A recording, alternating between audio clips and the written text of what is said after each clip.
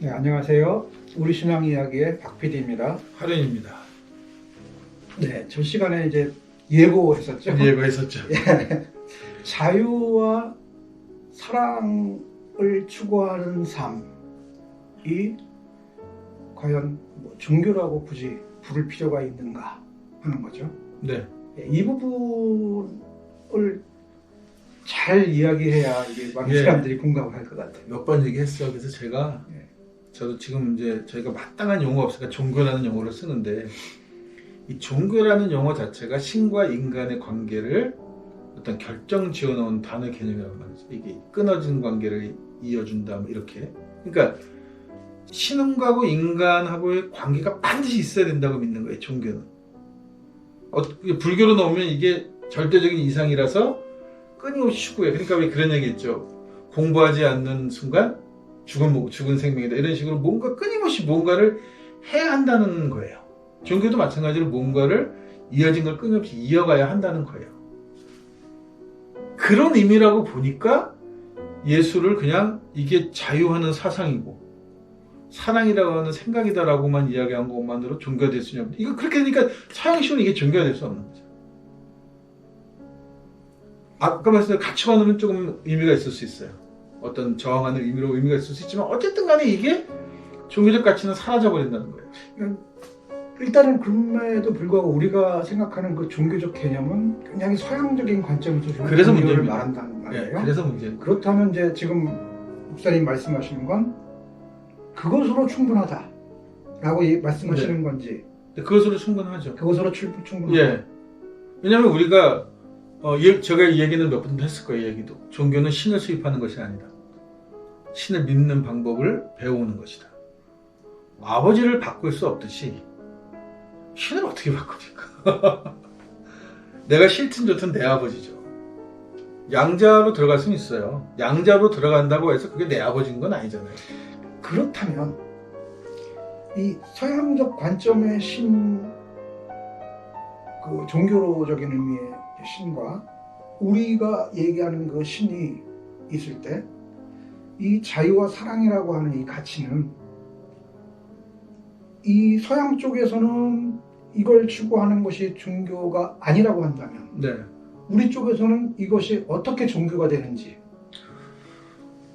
저는 그래서 제가 종교는 이 땅에서는 종교는 없다고 생각하는 거예요. 그래서 종교는 그냥 우리가 그동안 신을 믿어오는 방법인데, 결국 이게 뭐냐면 서양에서도 예수를 믿는 게 종교가 아니고, 사실은 이제 더 이상은 신과 인간이 이렇게 종교적인 관계로, 뭔가 그 신과 인간이 뭔가의 행위적인 관계로 무언가를 인간이 해야만 하고, 예를 들면 우리 같은 경우는 제사죠.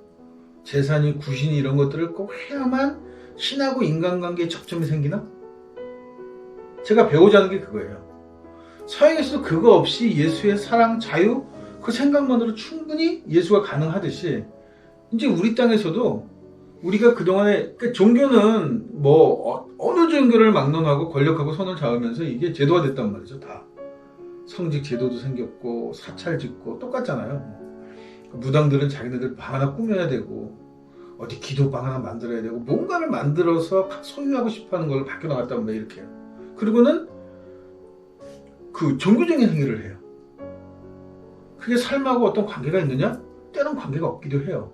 물론 어떤 면에서 삶하고 자꾸 관계를 만들어가는 거죠. 없는 관계도 만들어서 신하고 인간과 자꾸 엮어가는 건데, 그럴 필요 없이도 우리가 종교라고 하는 신을 따라 사는 데는 전혀 지장이 없는 게 예수라는 거예요. 복음서에 나타나는 예수의 모습을 보면 오늘날 종교적인 차원에서 하는 행위는 기도. 네, 기도.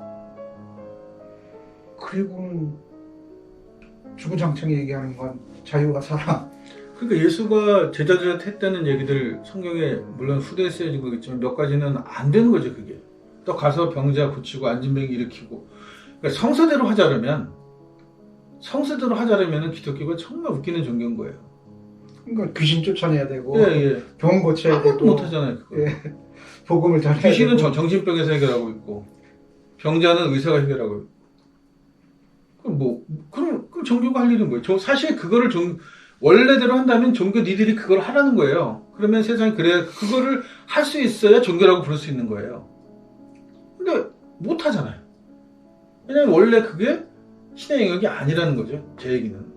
당시의 관습이나 당시의 지적 수주로는 그게 종교가 자기네들 밥통이었지만 이제는 과학이 발달하고 문명이 발달하면서 이미 그것은 종교가 아니라 종교라는 부분이 지금 과학 분야나 다 이렇게 내주고 물러섰단 말이에요. 다 내준단 말이에요. 다 내줬잖아요. 그럼 마지막으로 안 내주는 게 뭐냐면 천국은 천국 가는 것만큼은 이건 종교거야. 그 부분에 좀 더 들여다봐야 된다고 생각하는 게 귀신 쫓아내고 병 고치고 죽은 사람 살리고 네, 죽은 사람 살리고 네. 이 전도하는 거예요. 전도하는 복음 전도라고 예, 얘기하죠. 복음 전도죠. 그럼 세 개는 이제 다 끝났어요. 끝났어요. 복음 전도거든요. 근데 복음 전도가 과연 그럼 뭐냐? 네. 복음 전도가 뭐냐를 생각해야 되는데 예수가 야 나만 믿으면 돼. 나 믿으라고 사람들한테 다 전해. 이건 아니거든요. 네. 그러면 그 당시 그럼 이 전도라는 건 뭐였을까? 그걸 저 그렇게 봐요. 처음에 우리 이번 주제로 처음 했던 얘기 바울의 핵심이 거기 있어요. 너희가 그동안 믿으라고 믿었던 게 예수야. 그게 복음이에요. 너희가 그동안 신의 은총을 받아갖고 그 능력으로 잘 살아왔고 강력을 만들 수 있는 비결이 되는 너희가 숭배했던 그 신이 예수야. 야, 그건 이제 바울 얘기고. 바울 얘기죠. 그러면 예수의 이 복음이 똑같다는 거예요. 그 얘기는 뭐냐면 한국에 들어오면 우리가 그동안에 우리 민족을 지키고 5,000년 역사를 지켜왔던 당군이 예수야. 이렇게 얘기하면 되는 거예요. 기독교식으로 굳이 설명하자고 하자면 복음을 기독교적인 복음으로 설명하자고 한다면 그것도 바울식으로 걔들이 엄청나게 흠모하는 바울식으로 설명한다고 한다면 바로 그거예요. 너희가 믿었던 당군이 예수야가 아니라 예수가 너희 당군이야 이렇게 설명할 수 있는 게 두 개가 결국은 동일시되는 거잖아요. 이게 복음인 거잖아요. 이제 그거는 형식적인 이야기인 네. 거고 이제 제가 말씀드리고 싶은 거는 그 내용. 뭐 단군이 예수야. 그것도 뭐 형식적으로 오케이 알겠어요. 네. 그 내용, 복음의 내용이 뭐냐는 거죠. 그 복음의 내용은 없어요. 저는 그래서 이제 당시로 이제 돌아가서 예수는 유대교인이잖아요. 그럼 당연히 하느님을 섬긴단 말이에요. 야훼를 인정해. 야훼를 섬기는 거예요. 창조주를 인정하는 거지. 근데 그럼 그 이전 유대교와는 뭐가 달랐길래 그 다른 점을 이제 봐야 되잖아요. 네. 그럼 신에 대한 거는 몰라요. 어차피 신 설명할 수 있는 건 아니니까. 그럼 예수가 설명했던 건 뭐였을까? 결국 그래서 지금 말씀하는데 그래서 로마에 들어오면 기독교가 야훼교가 아니고 예수가 되는 기독교가 되는 거예요. 예. 하느님을 섬기는 방법이 지금처럼 이렇게 해서는 안 돼. 네. 이 내용이란 말이에요. 그렇죠. 저는 그렇게 생각해요. 예, 그거예요. 결국 그 내용은 뭐냐? 아까 얘기했던 자유와 사랑. 예, 그거죠. 이게 복음이라고 얘기가 돼야 되는 건데 지금은 오늘날 우리나라는 물론 뭐 그 후대 다른 나라 다 마찬가지지만 예수의 이름을 전하는 거. 그렇게 됐단 말이죠. 그러니까 우리가 그동안 믿어왔던 신이 누군가를 깨닫게 하는 게 아니고 바울이 깨달은 예수를 서양이 깨달은 예수를 믿으라는 거예요. 그게 복음이라는 거예요. 그러니까 이거는 그냥 상식적으로 봐도 이거는 있을 수 없는 일이라는 거죠. 근데 이게 너무 당연시돼 왔어요. 이게 그래서 아까 제가 제국주의 종교였기 때문에 제국주의와 식민지. 왜냐하면 이 서양인들한테 특히 로마 사람도 그랬지만 결국 뭐냐면 피부 색깔로 우열이 결정되는 문화란 말이죠. 이 문화가. 그러니까 피부 색깔이 다르면 어떤 경우에도 그러니까 선택받은 백성이 될 수 없는 거예요. 그러니까 처음에는 무슨 영화에서 제가 본 영화에서 나오던데 그 백인하고 흑인 사이에 태어난 혼혈 인디언이 자기 주장을 얘기하려고 그래요. 그 아버지가 입을 탁 막아. 무슨 뭐라 하냐면 사람들은 네 주장을 듣지 않아. 네 피부 색깔만 본다는 거예요. 결국은 이제 서양 종교가 갖고 있는 기독교가 갖고 있는 문제가 거기 있잖아요. 피부색으로 이미 우리는 무엇을 하든 그거는 옳지 않은 거예요. 자기네 것만 옳은 거라고 얘기를 하니까. 그러니까 우리가 믿던 신이나 우리가 믿던 종교 문화는 다 야만이고 미신이 되는 거죠. 자기네들 신을 믿으라는 거예요. 그러니까 이거는 복음이 아닌 거죠. 자기네들한테는 복음일 수 있어요. 새 땅을 개척하고 정복하고 너희가 다스리라고 하는 거예요. 자기네들한테는 서양인들한테는 복음일지 모르겠지만 저희들 입장에서는 그게 복음이 아닌 거잖아요. 이게. 저는 바울을 되게 싫어하는 이유가 뭐냐면 자기가 유대인이었으면서 그래서 제가 매국 나라고 계속 욕을 하는 거예요. 왜냐하면 그랬으면 적어도 복음을 이런 식으로 풀면 안 된다는 거예요. 그러니까 저는 좋게 본다니까요. 유대교를 어떻게든 어떤 이게 세계화시켰다고요? 네, 어떻게 변질을 시켰건 이게 명맥을 유지하게 만들고 세계화 시켰잖아요. 그러니까 상업적으로는 굉장히 성공을 했는데 결국은 뭐냐면 이게 성공한 친일파 같은 거예요. 바울이 진짜 그야말로 성공한 친일파고 지금도 유럽은 결국은 지금 친일파 세상 일제가 다 지배하는 세상처럼 돼버린 거예요. 지금까지 그렇게 유지해온 상태가 돼버린 거잖아요. 그러면 자기가 유대인이라는 정체성을 갖고 있었다면 정말 바울이 유대인을 사랑했다면 그러면 그렇게 과연 할 수 있었을까? 그러니까 종교가 하나의 문화가 되었고 네. 그 문화 속에서 사람들이 살아가는 모습들을 보면 이제 이 코로나 현상이 그런 그 바닥을 드러내 보여주잖아요. 드러내는 거죠. 우리가 선진국이라고 생각했던 사람들의 그 의식이 형편없는 거예요. 형편없는 이유가 그러니까 우리가 그동안은 왜 그 사람들을 높게 봤냐? 그 사람들은 어쨌든 물질적 풍요를 누렸어요. 네. 그러니까 그 동양에서는 그런 얘기가 의식주기 지례라고 얘기하거든요. 그렇죠, 맞습니다. 네. 의와 입고 먹고 하는 게 풍족한 다음에 예를 안다 이렇게 얘기가 되는데 걔네들은 풍족했기 때문에 이제 그 다음 어느 정도 여유를 가졌는데 여유 있는 거죠. 여유에서 네. 오는. 그 여유에서 오는 거죠. 네. 근데 그 의식 자체가 선진적인 건 아니었다는 거죠. 그게 이제 바닥이 드러나고 오히려 우리 같은 사람들이 이제 조금 물질적으로도 차오르면서 이제 그런 공동체를 생각하는 그런 마음들이 그냥 부스부스 나오잖아요. 걔네들 의식으로는 도저히 이해할 수 없는 계속해서 서구 문명, 서구식 교육을 받은 사람들이 비난했던 것들. 이것이 결국 코로나에서는 가장 큰 장점으로 한국인의 장점이 됐단 말이에요. 민족성이라든가 혹은 배려하는 이런 것들이 한국인들이 그렇게 무시하고 비난했던 것들이 결국은 코로나가 됐을 때 그나마 서구에 비해서 한국이 그래도 이렇게 안정적인 모습을 볼 수 있는 힘이 거기 있었다는 거죠.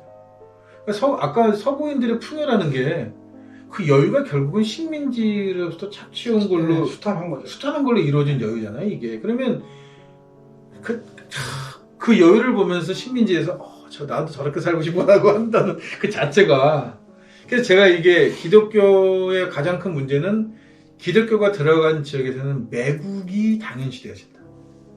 자기 민족을 버리고 민족을 무시하고 민족성 자체를 거부하고 내 문화나 모든 것들이 서양화되어지고 그것이 결국은 문명이고 그것이 복음을 받아서 은혜 받은 것이고 은총이고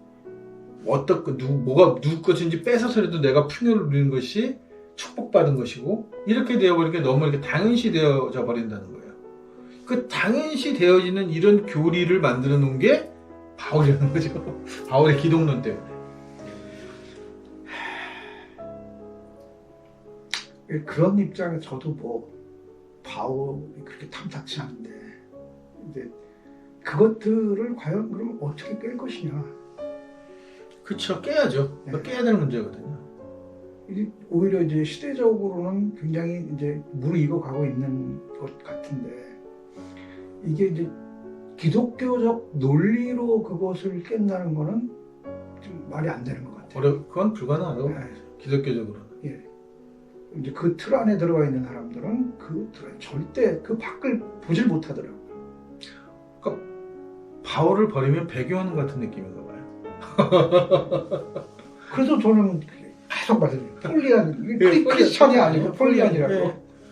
그러니까 뭐 애지간해서 한국 철학했다는 사람들이나 뭐 새로운 개념, 해방신학한 애들 들어가죠. 결국은 바울 기독론에서 안 벗어나는 거예요. 그러니까 예수를 그리스도라고 생각하는 것 자체. 그 자체가 그게 바울의 기독론이란 말이죠. 예수를 무엇이라고 정의하느냐? 메시아? 이게 기독론이란 말이에요.